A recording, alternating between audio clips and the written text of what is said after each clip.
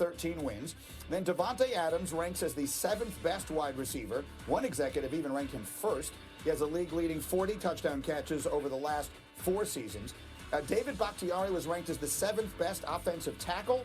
He was a Pro Bowler this past year. And then here's Kenny Clark, who was also a Pro Bowler this past season, ranks as the 10th best inside defensive lineman. And that's it.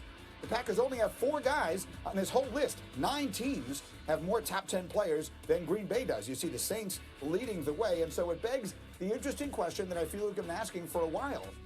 Have they put enough good players around Aaron Rodgers for him to make a championship kind of run at this stage of his career, especially when they draft a quarterback in the first round? Ryan Clark and Jeff Darlington are up early with us this morning. And RC, that's the question to you. I know your feelings about Aaron Rodgers after he beat you in the Super Bowl that time.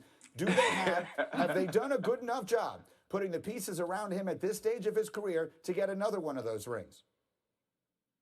Absolutely not. And for him to be upset and say he needed 4 fingers of tequila after the draft pick was made of Jordan Love, I get it. And it's not about drafting a quarterback. It's about getting Aaron Rodgers help. If you look at this team, this defense started out playing really well last year. The Smiths rushed the passer very well. The secondary was extremely good.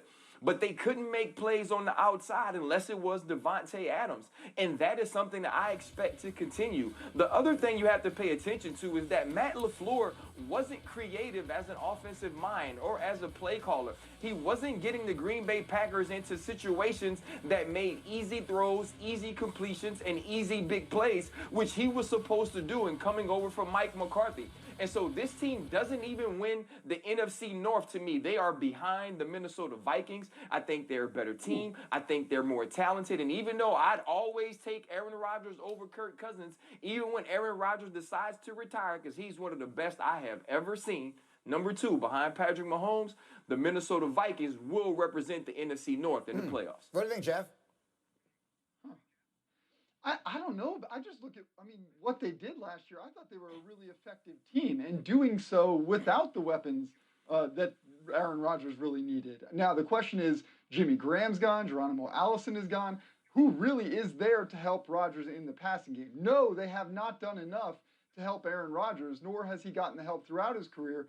Literally, Jordan Love is the first skills position player drafted in the first round since Aaron Rodgers. That's crazy to me. That being said, they're putting so much pressure on Rodgers to do it. He feels like one of the few guys that are capable of it in year 2 of Matt LaFleur's system. I generally, though, disagree with Ryan. I think that this team was so effective last year with what they had that they'll make a jump this year and be a better squad. And if they're a better squad, then they project themselves to go potentially even to the NFC Championship game. Jeffrey, so they're going to win 16 games? They won 13. So how many games are you expecting them to win? Like, what kind of jump they going to make? What kind of jump they going to make? I'm not saying it's about win total. Go ahead, Ryan. Right, but when you watch a team travel to California 3 times last year and get slaughtered, they didn't just get beat. When they couldn't get stops defensively, which they started to down the end of the stretch of the season, give up big play after big play. You look at 300 rushing yards in the NFC Championship. They have no offensive answers. And so if this team isn't stout each and every day, no matter how great Aaron Rodgers is, they don't make a late playoff push, and that's what you need to do when you have one of the best in the world pulling the trigger for you. Final word, Jeff.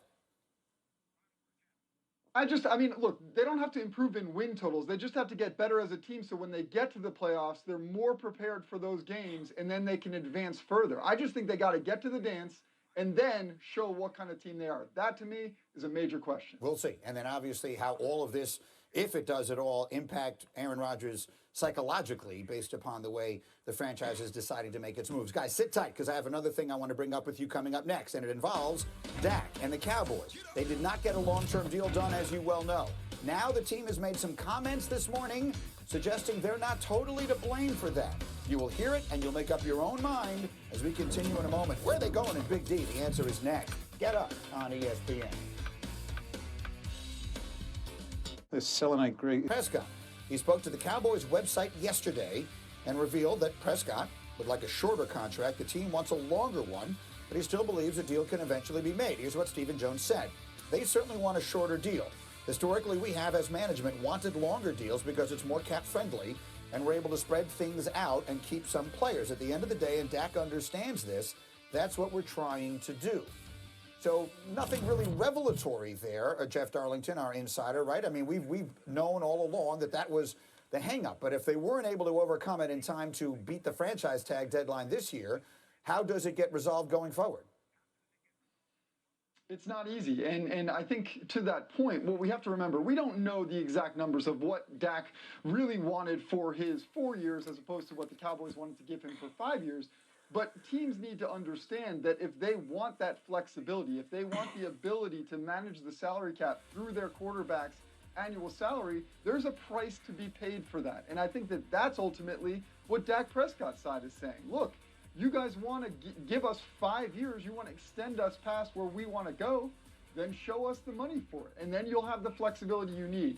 To your point, though, Greeny, it's only going to get more difficult. The better Dak Prescott potentially plays, the more his price goes up, the bigger the difference becomes. That's why I am not convinced that just because Stephen Jones says they'd like to sign him next offseason, that we will be in any different place then than we are right now. Yes, with what his tag value would be next year, and then the possibility of becoming an unrestricted free agent, his leverage is almost endless. So, Ryan Clark, how does this play out? You've got the crystal ball. How is this all going to work out? Listen, I believe that Dak Prescott doesn't play for the Cowboys after next year. I think that he will sign the franchise tag if he's offered, but if they still want to do a long-term deal and they aren't willing to budge a little bit on the money annually, I don't believe that Dak Prescott needs to take that short. From the beginning of this, Kirk Cousins spoke out and said, I talked to Dak, and the franchise tag is not a bad thing if you use it the right way.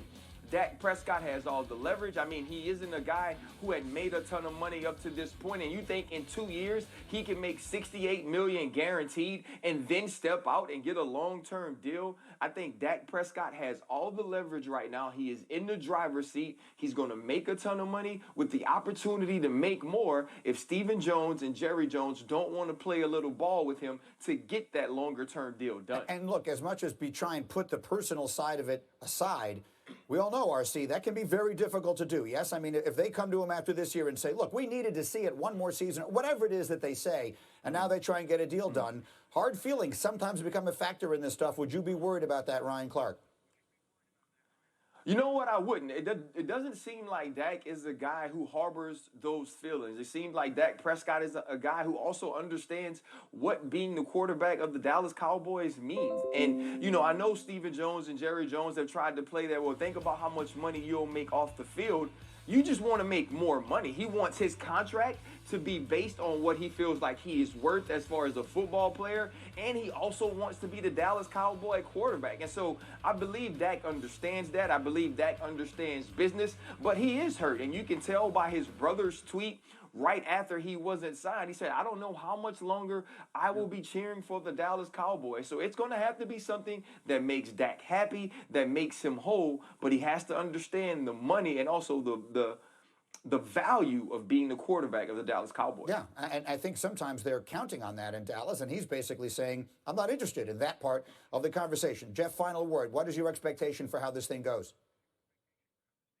I think if you're Dak Prescott, you sit there and say, I can have my cake and eat it too. I can get paid like a franchise quarterback and do it in Dallas. The question is, do the Dallas Cowboys agree? Just don't know yet. Much more on this as we go. Guys, sit tight. We have a lot more football coming up, but we'll get to basketball at the top of the next hour. LeBron James had the ball at the end for the Lakers.